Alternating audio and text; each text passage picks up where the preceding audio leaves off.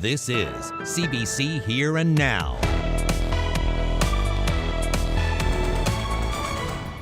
This year we've seen a huge increase in people wanting to come for the season. Changing behaviors because of rising fuel prices. This summer, some campers are parking their trailers. It may be the May 24th weekend, but for the Newfoundland Growlers, it's Game 1 of the Eastern Conference Finals, and thousands of people are expected to come to the Mary Brown Centre tonight. We'll have more coming up later in the show. Good evening and welcome to Here and Now. I'm Carolyn Stokes. We'll get to those stories shortly, but first, according to the Canadian Press, an RNC officer has launched a civil suit against the province, alleging she was sexually assaulted by one of her colleagues. Now, before we get into the specifics, a warning: some viewers may find the details of this case disturbing. The woman's identity is being protected. She says the incident happened in 2014 after a night of drinking. The female officer, who was off duty at the time, says her colleague Robert Baldwin was working when he gave her a lift home in his police vehicle. She says Baldwin, who is now retired, invited himself into her home and raped her. St. John's lawyer Lynn Moore says the woman is not pursuing criminal charges at this time.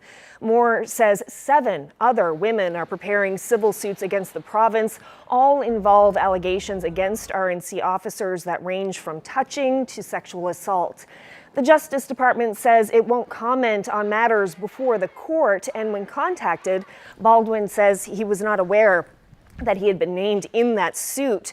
Now, this case comes nearly a year after RNC officer Doug Snellgrove was convicted for sexually assaulting a woman in that same year in 2014 after offering her a ride home from downtown.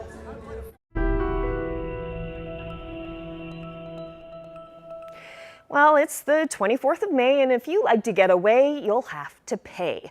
As people gear up for their long weekend traditions, many are lamenting the high costs of food and fuel, and that includes some not-so-happy campers. Ryan Cook reports. Bluefin RV Park is full this weekend, just like every other year. Except this year, more people are choosing to leave their campers come Monday, rather than tow them home. Well, this year we've seen a huge increase in people wanting to come for the season, and reservations from outside the province. Even though it is come home year, there's not as many as we would have had other years. Bluefin would normally have at least 25 out-of-province reservations by now. Instead, they've got 3. And we've already had some cancellations that people made bookings back in the winter and have already canceled. Gas, of course, is the biggest factor. With prices soaring above $2 a litre, some campers have changed their habits and their vehicles. People here are parking their campers, then ditching their pickups, opting instead for smaller cars to commute. Now, I haven't filled the truck up lately at the prices right now, and I have no intention of doing that. I'll stick with the little car. And even that thing now costs me about $80. It's got good gas mileage, but no, the big truck is going to stay parked for a good while, maybe forever. These changing habits are actually a good thing for campgrounds like Bluefin. Less commuting means more campers paying for seasonal sites, and less people leaving the province means more local tourism. But Fry says it's all bittersweet. We were avid campers ourselves, and so I certainly sympathize with people who have trailers that perhaps don't want to go seasonal, for that full cost, that are probably not going to get camping as much because of the increased cost. While May 24th weekend is the kickoff to summer, it's clear that the cost of living has this season looking a little different. Ryan Cook, CBC News, Holyrood. Well, meanwhile, gas prices went down today after rising about 14 cents over the last 3 days. Prices dropped by about a dime today. Prices now range from about $2.18 a litre on the Avalon to as high as $2.31 in Ramia. Diesel also took a big nosedive. It's down by more than 41 cents a litre on the island and almost 60 cents a litre in Labrador.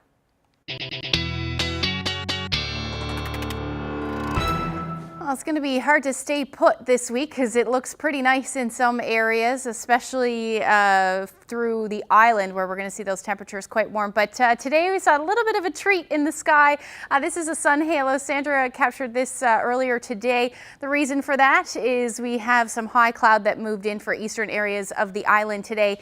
And the reason for that is because an area of low pressure is just passing to the south. We shouldn't see anything other than some cloud cover from that. And in fact, that should be gone fairly quickly. But our next weather maker is this area of low pressure, and we do have some milder air moving in right along with it. Lots of mild air. In fact, we've got temperatures in the 20s. Now we're going to see some of this milder air move in this weekend, particularly through central areas of the island as we get into Saturday, Sunday, and even Monday. I'll get into the full forecast coming up. Thanks, Ashley. Well, as we told you last night, some of the rules around ATV use in this province have changed. Helmets are now required when riding all off-road vehicles. Seatbelts are mandatory in side-by-sides, and the rules for crossing the highway have changed. The new laws are designed to curb the growing number of ATV fatalities in this province. Since 2020, we have had 33 fatalities for the RCMP NL jurisdiction only. Of those 33 deaths, 16 were not wearing helmets. So if we can get people to put a lid on their head and protect themselves, our fatalities should also decrease. And what we can say, we struck it hard with this social media campaign. We've appealed to the public. In 2020, we had 17 deaths on off-road vehicle use. We continued our campaign into 2021. Our fatalities decreased down to 10 for that year. That's still far too many. And so far in 2022, we're looking at 6 fatalities.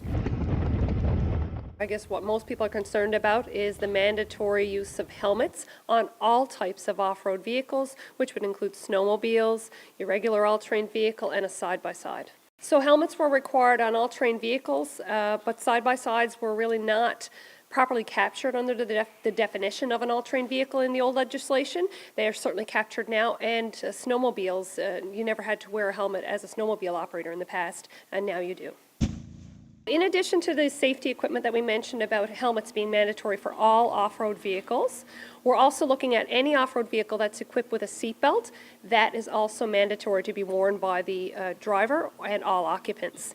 In addition, if you have a child on board of an all-terrain vehicle and it's a requirement for them in a motorized vehicle to be in a car seat restraint, a booster seat or the like, they're also mandated to have that on while on an off-road vehicle. So it certainly limits them perhaps to what type of off-road vehicle they can travel on.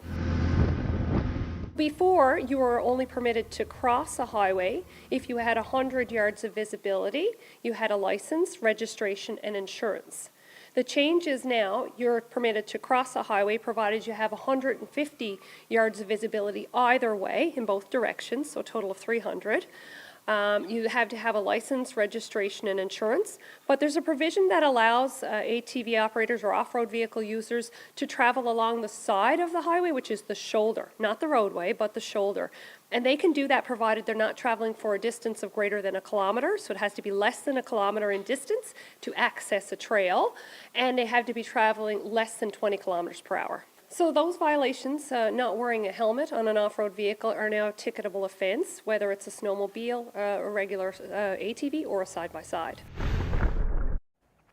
Well, the Multi-Materials Stewardship Board has awarded a new contract for tire recycling. Part of the arrangement with Halifax C&D Recycling involves establishing a facility in this province. In it, the company will turn old tires into a product called tire-derived aggregate, basically just shredding tires. The aggregate is used mainly in road building and repair and landfill design and construction, things done by Halifax C&D as part of the municipal group of companies. After more than a decade of shipping our tires to Quebec, I'm proud to say that the MMSB has a new contract in place with a new provider that will see all used tires recycled in Newfoundland and Labrador. For those of you who are not familiar with TDA, it is essentially an engineered product made by mechanically shredding scrap tires that can be used in a broad range of civil engineering applications. And it is meant to be a replacement for rock fill, but in very unique situations, more so in specialized uses for lightweight fill, for lightweight backfills, for wet areas that rock doesn't stand up to. Well, the province has been sending about 500,000 tires a year to Quebec. It'll continue to do that until the new facility is up and running. The plan is to set up that facility in Conception Bay South, but the town says it has yet to approve the project. It's seeking public input until June 2nd before making a decision. The government hopes the facility can be open by this fall. Well, there's been a decision in the commercial arbitration case between Astaldi Canada and the public utility behind Muskrat Falls. And while some big questions are still unanswered, NL Hydro is claiming victory. In a statement released today, a spokesperson for Hydro says the corporation is pleased with the tribunal's ruling, saying the panel agreed that the decision to terminate Astaldi from the Muskrat Falls site in 2018 was done properly, and that the panel rejected the majority of Astaldi's claims. Hydro also says the ruling will not have a significant impact on the overall budget of Muskrat Falls, which currently stands at $13.1 billion. Now, what's not known is how much, if any, Hydro will have to pay Astaldi. It's also not known how much Hydro has spent on arbitration and whether the panel ordered Hydro to pay Astaldi's legal bill. Both sides say they're bound by strict confidentiality clauses, and Hydro says more details will be disclosed. Now, with Hydro largely claiming victory in the case, a lawyer for Astaldi says the company would like to correct the record, but is unable to do so for legal reasons. Now, Astaldi was awarded a critical contract in 2013, but faced technical setbacks and cost overruns. Its eviction from the project ignited a series of complex claims and counterclaims, with Astaldi originally claiming $500 million in damages. Well, in other news, a Delta Airlines flight made an unexpected stop early this morning in St. John's due to a medical emergency and an unruly passenger on a flight from JFK in New York to Brussels. The RNC was called to the airport around 2 o'clock this morning. With help from paramedics, they treated a passenger for non-life-threatening injuries. Meanwhile, the 76-year-old unruly passenger was escorted from the plane without incident. That's the second unruly passenger police have had to deal with this week. Well, the tourism season is about to kick off in Gros Morne National Park. The Trails, Tales and Tunes Festival in Norris Point begins tonight, marking the unofficial start of summer on the West Coast. Here now's Troy Turner files this report. The picturesque town of Norris Point was pretty quiet this week. Boats in the bay and some feathered friends taking to the streets. But things are about to get a lot livelier once the Trails, Tales and Tunes Festival kicks off tonight. We're expecting a lot of excitement this year. People are just ready to get back into the theaters, into the hall, listen to some great live music, check out the sights. The festival has been largely concentrated online these past 2 years, but now that the pandemic is receding, the tourism potential is ramping up. Trails, Tales and Tunes is usually the real kickoff to our tour season. So it'll be really nice to see people coming into the community, even residents being able to get out and enjoy our town. The festival runs until May 29th. It includes a mix of indoor and outdoor events. Provincial government promoting Come Home Year 2022. We really hope to see a lot of people coming back home. We also hope that this will be the chance for tourists who had planned to come over the past 2 years and haven't been able to finally get to see Gros Morne and all of its beauty. People are just ready. They're ready for a bit of excitement and to kind of get back to a bit of normalcy.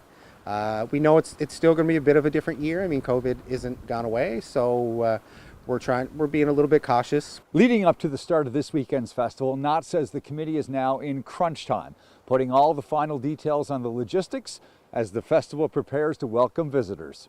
Troy Turner, CBC News, Norris Point. Well, the Newfoundland Growlers will soon hit the ice against the Florida Everglades in the first game of the Eastern Conference Finals. But to get there, the team had to make ECHL history. Here now's Jeremy Eaton is at the Mary Brown Center right now. So, Jeremy, how's the team feeling? Carolyn, are we doing this for real? We're doing it for real. That's a joke. That's a joke. That's a joke.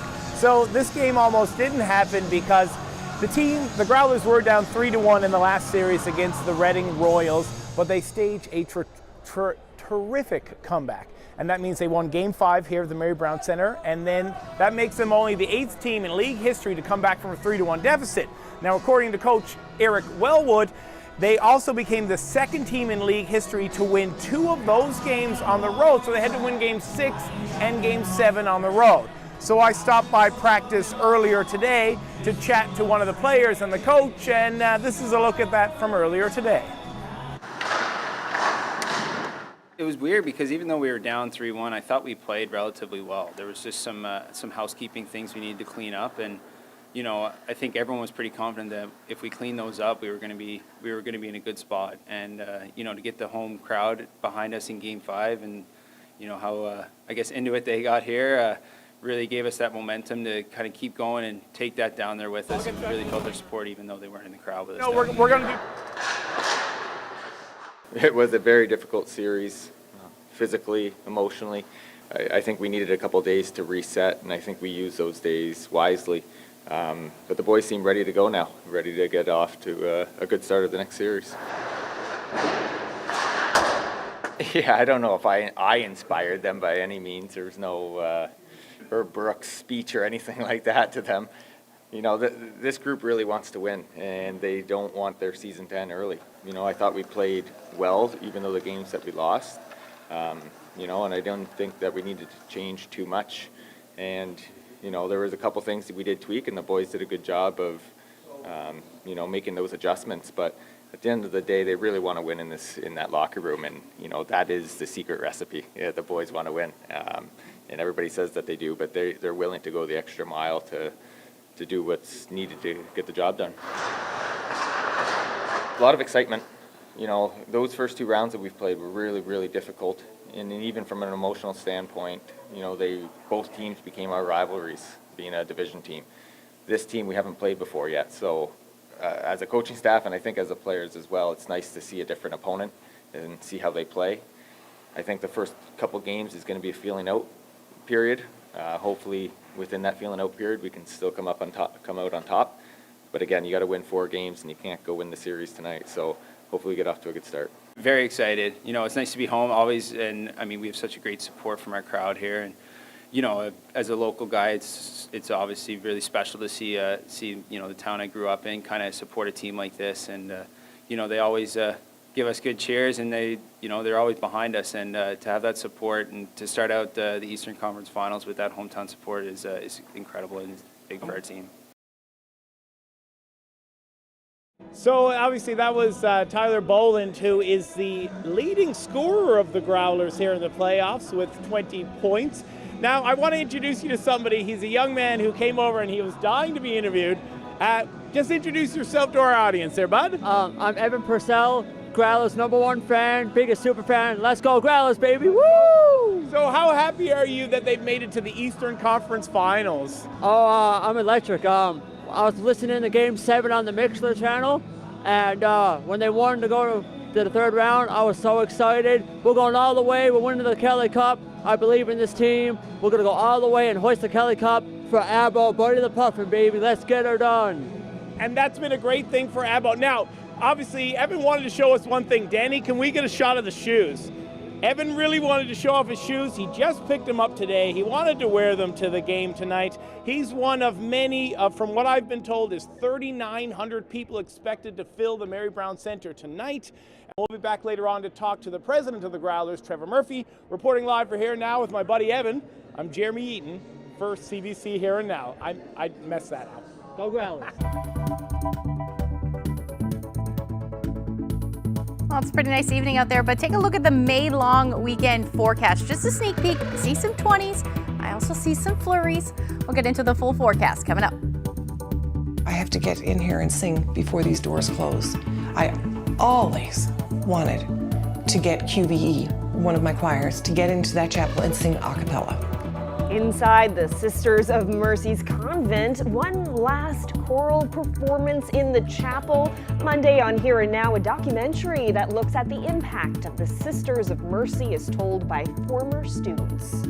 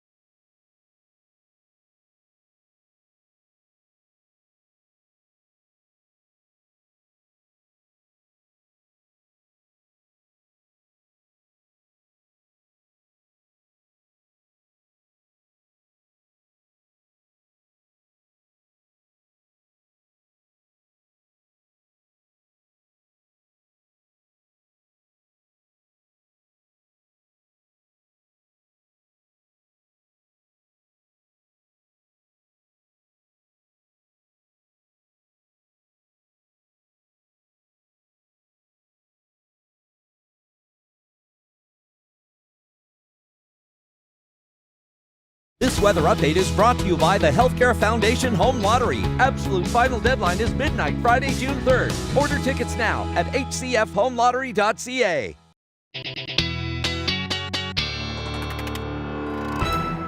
Okay, Ashley, I know you have a very important weather forecast to get to, but first, do you know what today is? May 20th? Uh-huh. Anything else? Nope. It's World Bee Day. Oh, I knew that.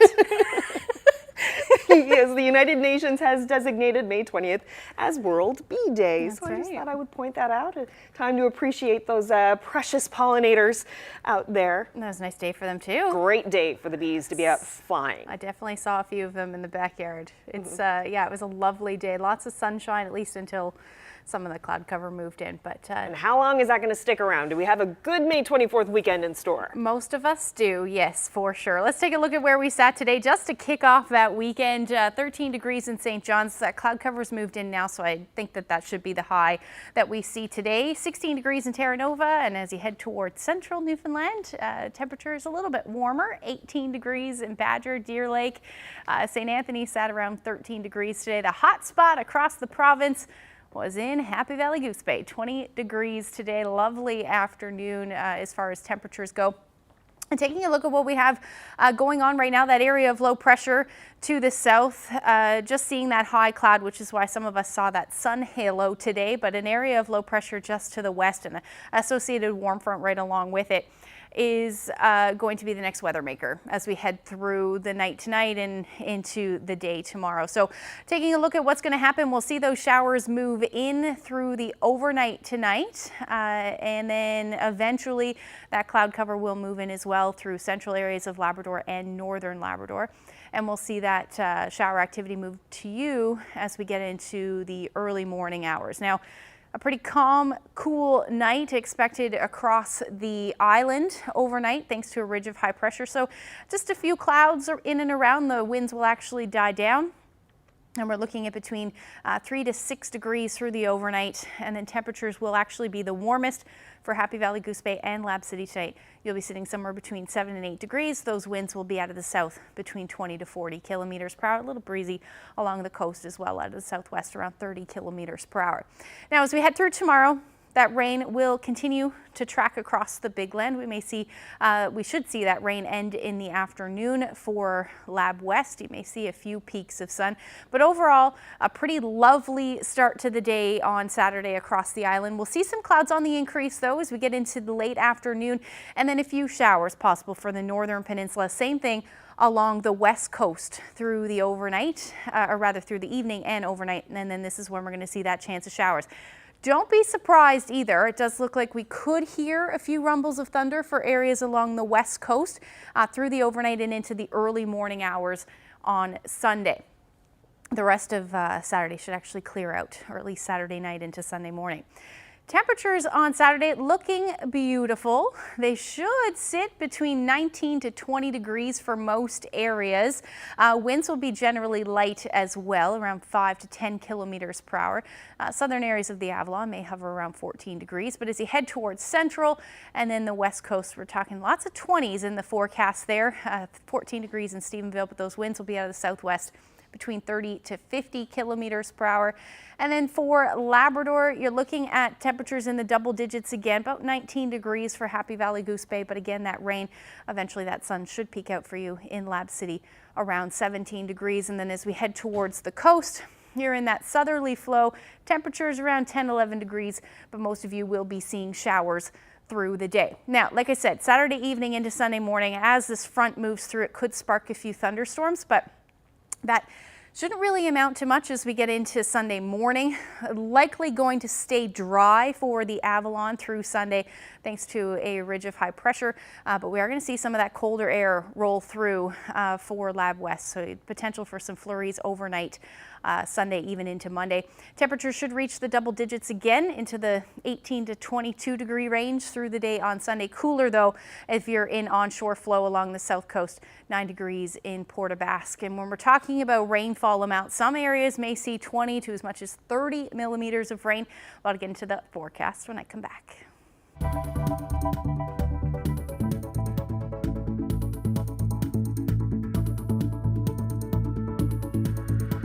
Well, tune in to CBC Radio tomorrow morning for Weekend AM with Paula Gale. They're looking at a new use for that nasty knotweed. The Newfoundland Cider Company is making cider from the invasive plant. You'll also hear the joys and challenges of running the province's only cidery. Weekend AM starts at 6 a.m., 5:30 in most parts of Labrador. Thought, hey, why not? Let's do our annual general meeting in Harbour Grace to celebrate Amelia. To see this many female pilots in one room is quite impressive. I mean, prior to coming to Cougar, I was the only female pilot. The 99s celebrate a 90-year anniversary in honor of their first president, Amelia Earhart. We'll take you to historic Harbour Grace just ahead.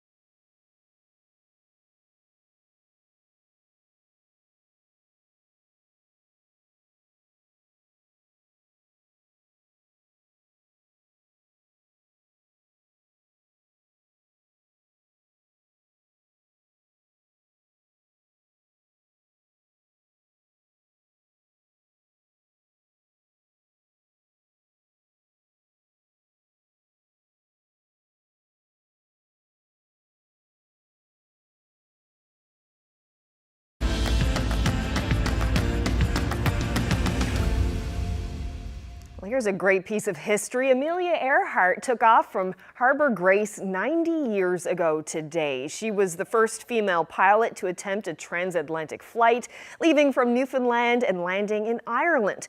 Now, this weekend, more female pilots are in Harbour Grace as the town and the 99s celebrate Amelia Earhart and her achievements. Well, today's a very special anniversary. It's the 90th anniversary of Amelia Earhart departing Harbour Grace, Newfoundland. on her historic non-stop transatlantic solo flight. Well, she paved the way for women in aviation. She kind of taught us that, you know what, there is really no mountain too high and you can climb anything and you can do anything that you want to do. Welcome, Amelia, to Harbour Grace. We've got a big celebration made. The 99s are in from across Canada, some from the US, so we're looking for a great day. We have the Aurora flyover.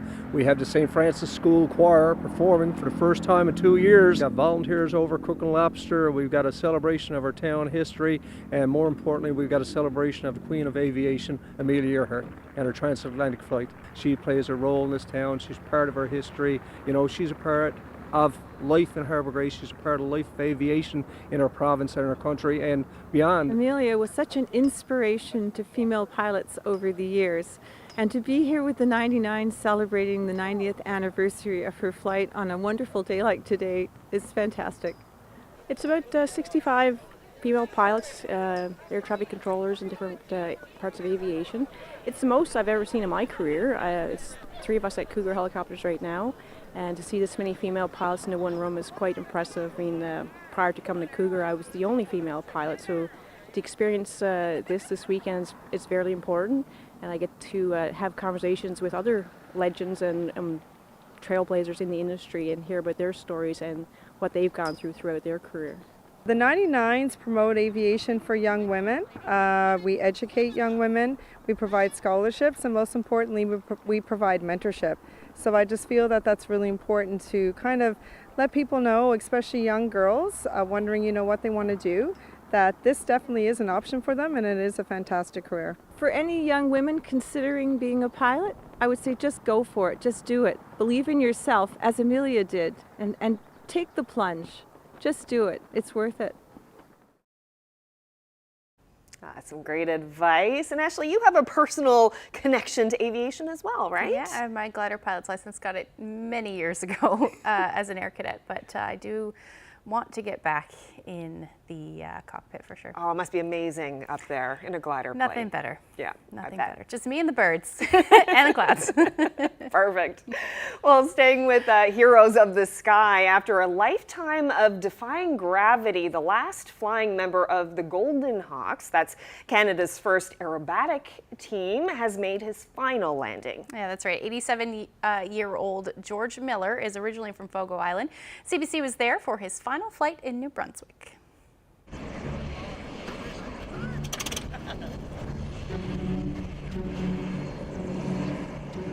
This girl is temperamental.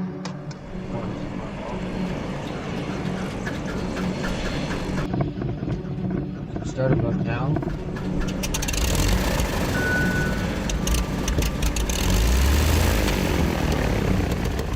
Well, you see, I'm 87 years old. And I felt that I had to pick my time carefully as to when I wanted to hang up my spurs. At the hangar line and taxiing, I will be holding short of the active for engine run-up and then taking off in 0 man. I was born in 1935 and grew up in Newfoundland on an island called Fogo Island, not far from Gander Airport, which everybody seems to know. It was a good life as a kid. I was raised close to the family, but decided after seeing a float plane one day when I was probably about 6 or 7 years old that I got attracted to it. So at 18, as soon as I hit my 18th birthday, I was gone to join the Air Force. Chatham, New Brunswick, population 3,000. In summer, it's famous for its salmon run. It's also the home base of the Golden Hawks. As the good Lord would have it, I made it and became a pilot. Flight Lieutenant George Miller, 27, solo pilot from Ottawa, Ontario, his first year with the Golden Hawks. And had the opportunity to be selected to try out for the Golden Hawks aerobatic team. While we're setting up our timing pass to come in for the bomb burst, George, you'll be carrying out your 8-point roll. Yes, in that case then I'll put the circle well into wind, so by the time you get there it'll be in front of the crowd. Excellent. Later to be a team leader of the Snowbirds, our national team now. And then when I retired and was managing Langley Airport, I formed a team called the Fraser Blues. It is. Whiskey Oscar Fox, Roger, thanks so much. Have a nice flight. You too. had, and I thought after that, what am I waiting for? This was probably the best time. I made plans to sell my aircraft. I didn't want to sell it to someone that I really felt did not know how to fly it well or would treat it well. Kevin from this museum, who I know so well, called me and said, "George, is there any way that we can get your aircraft?" And I said, "Well, what do you want it for?" And he said, "Well, you know, you've flown the F-86 with the Golden Hawks. You've flown with the Snowbirds. We got your stuff here." I didn't go any further, and I said, "Kevin, you've got it. I'm going to donate it to you." And that's what I did. And it didn't take a lot of arm twisting to convince them that it was a great idea. The reason it was important to us to get it is that with the Golden Hawks being formed here in 1959, they were a huge part of Canada's aerobatic team history. Whiskey Oscar Mark, go ahead. It's sort of sad, and I know because particularly for this aircraft, because I've loved this aircraft so much. You know, it's been such a joy to fly.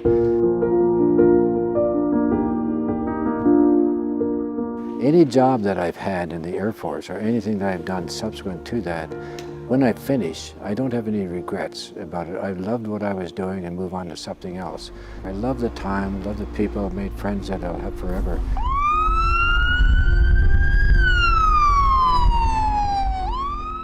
And I can see coming down to Newfoundland, dropping by here, and to come in here and see an aircraft that is a true legacy of the Fraser Blues. I want the family to be able to see that.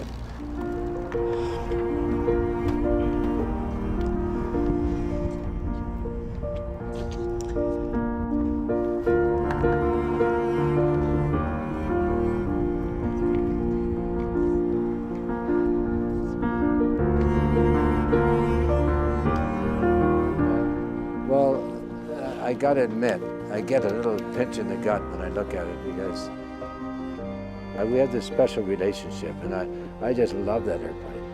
And I'm hoping that I will come back here and I'll take Freya with me. And I'm going to give you these keys. This is the official cabinet. That would be the last time I would see it. But it's a real gut wrencher to give it up. But it's in the best possible care. It is. It's Concord Cold here.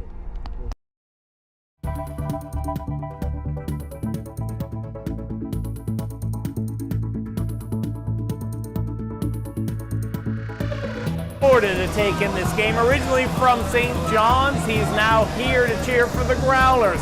Now, this is game one of the Eastern Conference Finals, and we're going to check in with the president of the Newfoundland Growlers coming up after the break.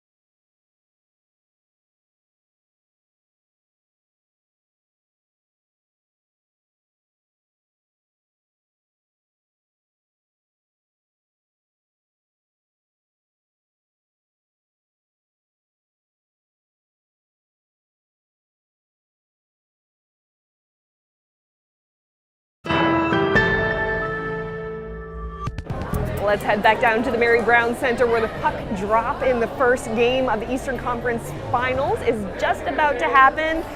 Jeremy is there live. It looks electric down there tonight. You know what? I think our last guest, Evan Purcell, said electric, and that's exactly the best way to describe it. It is electric. There's a lot of people there, and I didn't think it was going to be as busy as it was, given that it's the Friday of the May 24th, May long weekend, the Victoria Day weekend, whatever you want to call it. But there is expected to be about 4,000 people down here tonight. And to talk a little bit more about that is our guest that we bumped into a couple weeks ago, the president of the Growlers, Trevor Murphy. Trevor, thanks for joining us. Thanks for having me, Jeremy. Gotta ask, this place is a zoo. Did you expect to see this many people tonight on a long weekend? You know, something, this is great. You know, it's a long weekend. I think the buzz is around town right now with round 3, game 1. And to see the people filing in, we're 15 minutes away from the game right now, but there's a great crowd here already, so we're ecstatic. We hope it keeps happening all playoffs. You almost didn't make it here, Trevor. You and I have known each other a couple of years, and so I was a little bit worried when you were down 3-1 that you might not be able to bounce back. Were you surprised? And not were you surprised, but how do you feel about the team being able to come back and being the 8th team in the ECHL history to come back from 3-1 and the 2nd team to win Game 6? I think it shows us the, dealing with adversity, and, all championship teams kind of go through it at some point. So the fact now we've had 2 7-game series, we battled back from down 3-1. It's a fantastic sign of what this team is all about. The coaching staff didn't stop believing, the players kept believing. Obviously, we kept believing the team, and here we are, and we're ready to go. Now, I got to talk. Earlier in the show, we sort of introduced the fans to Tyler Boland. You picked him up halfway through the season. He's tied as the leading scorer for the team. How impressed are you with the young man from St. John's? He's been unbelievable. Obviously, his play on the ice speaks for itself, but the way he conducts himself on the ice, off the ice, incredible person, incredible player, and he's been a huge addition to our team. There's no doubt about that. So this young man, I don't know, they're selling something for something. He wanted to get a bit of face time, so there you go. Chuck a puck tonight, fundraiser for the soccer team happening here tonight. So perfect. There you go, bro. Appreciate that. Now I know the Growlers haven't played Florida before, so how hard is it, I guess, to prepare for a team that you haven't matched up with against us during the season? So I guess we've seen this team, in year 1 in the conference finals as well, and so we know what they're all about. We haven't seen them this year, but obviously through a lot of video and be able to track that piece of it. Our team is ready. Florida's a great opponent. They're big and they're strong, they're fast, but I think our team matches up really well against them, so it should be a great series. Trevor, you've been involved in hockey for a long, long time in this province. This place is unlike anything that we saw last season. How does it, I guess, make you feel as a fan of hockey, as a part of this organization, to see this turnout here tonight? Quite honestly, I have goosebumps right now. And you hear the chatter in the background, you see the kids walking around, you see the fans walking around with a big smile on their face, excited to be here. I think with everything that's gone the last few years between COVID and shutdowns and everything else, it's a bit of normalcy here. And like I said, I have goosebumps watching the fans going around. And again, I can't wait to drop the puck and get round 3 started. Trevor, as always, man, I appreciate your time. Thanks so much. That's Trevor Murphy. He's the president of the Growlers. We didn't have time to talk about basketball, but that kicks off in 2 weeks. This place literally is on wheels.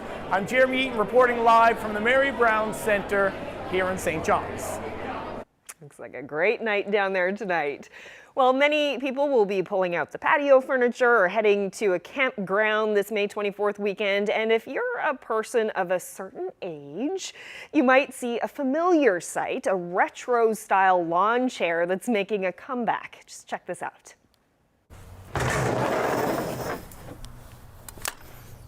The inspiration comes from years past when we were growing up, or at least my age. We grew up with these chairs in our family. We would take them to picnics and, kind of everywhere, camping. And we love the retro design of them, just the simplistic design of them. But we didn't love the actual materials that they used when they used to build them. We loved that they were lightweight, made of aluminum, but the material that you sat in was hard and plasticky kind of feel, and you sit on them and they feel like they're cutting your legs. But what we did was introduce sort of like it's almost like a webbing material, so it's like what you would find in a car seatbelt, and that seatbelt material is what we use to make these chairs. So it's a lot more comfortable, a lot more relaxing to kind of sit in, and we just wanted to use some vibrant colors, some colors from years past, but also just some colors that people sort of trend to right now. They've been very popular. Yes, it's probably one of our most popular chairs that we sell, simply just because I think it goes a little bit further past the traditional sort of standard camping chair, I guess you could say, with the introduction of different colors and brighter colors and stuff like that. It's just, it kind of catches the eye, and people just love to kind of, reminisce about the times when they used to use their parents and how they were so terrible, and now these ones are so much more comfortable.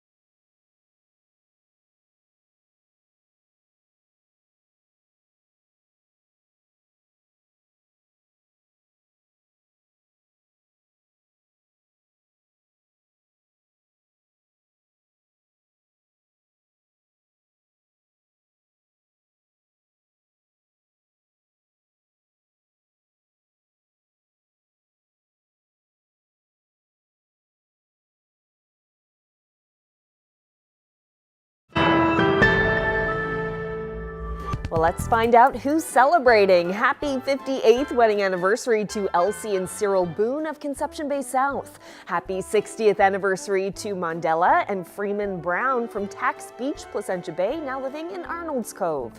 Wishing Dave and Victoria Edison of Mount Pearl a very happy 56th wedding anniversary tomorrow. Congratulations to Joseph and Mary Whiffen on their 53rd wedding anniversary. Wishing Wilson and Hazel Gleason a very happy 50th anniversary. Happy 50th anniversary to Norman and Lorraine Winter from Valleyfield. Happy anniversary today to Jim and Viola Mayo of Marystown. It's their 50th anniversary as well. And we're on a roll here. Another 50th wedding anniversary. Congratulations to Mike and Marjorie Barnes, who are celebrating today.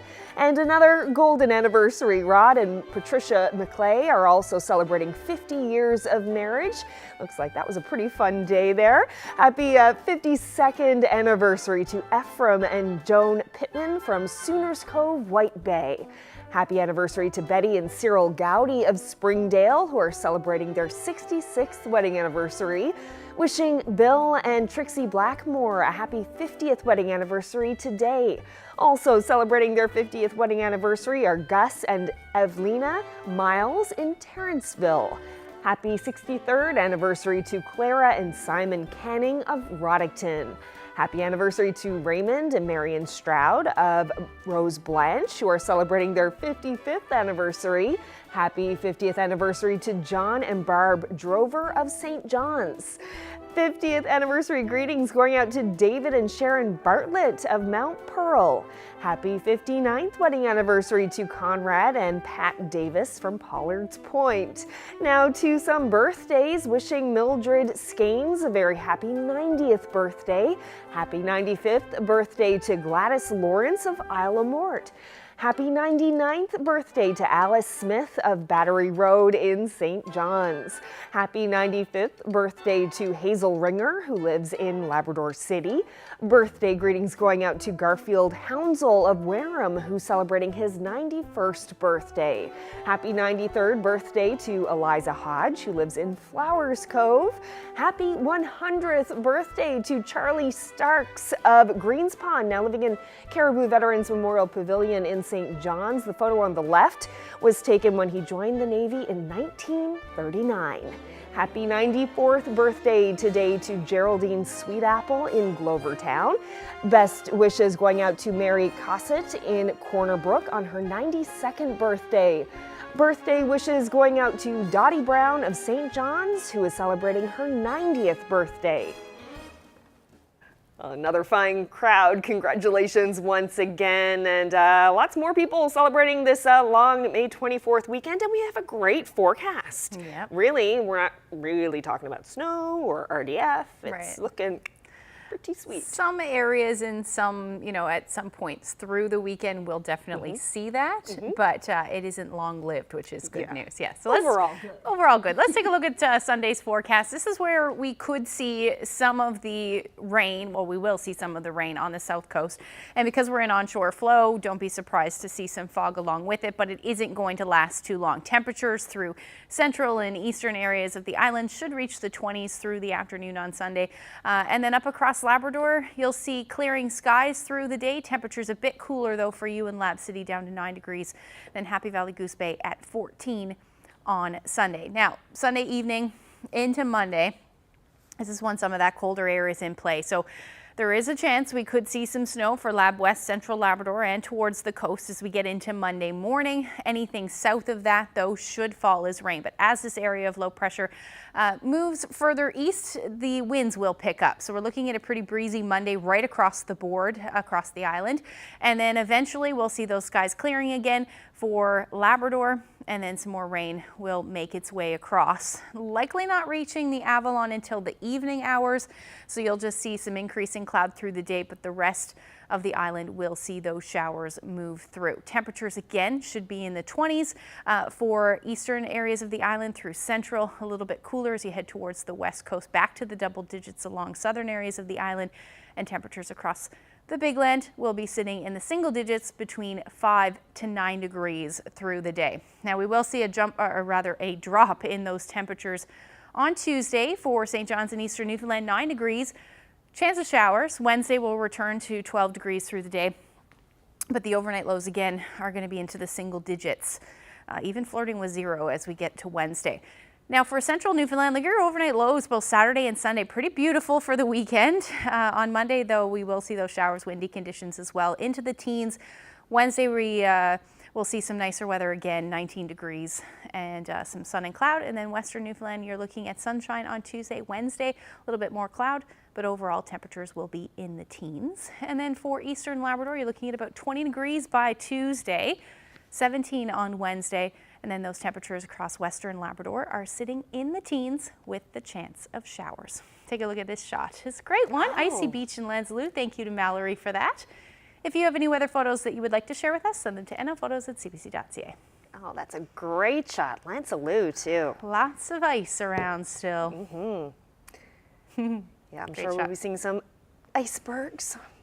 There seems to be a few along the coast right now. There's a few, yeah. They're working their way a little bit further east, but we'll see where they are this weekend. Yeah. Well, if you're staying home or getting away this weekend, Here and Now will be on this holiday Monday. So we'll be here with the latest news and weather and maybe some May 24th weekend fun. So be sure to join me at the usual time on Monday. Yeah, and if you're hitting the road this weekend, stay safe.